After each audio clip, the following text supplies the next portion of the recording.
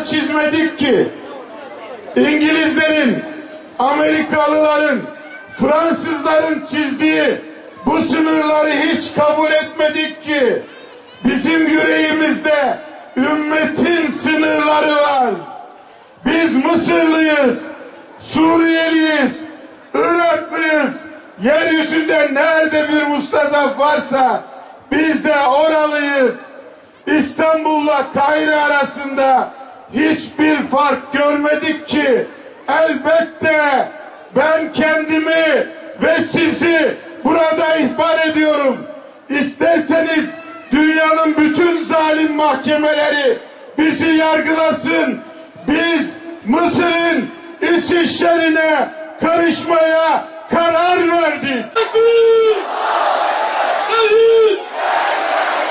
المحرم دوليا جربته على أبناء الإسلام وهذا مؤذن بزوال هذا الظلم.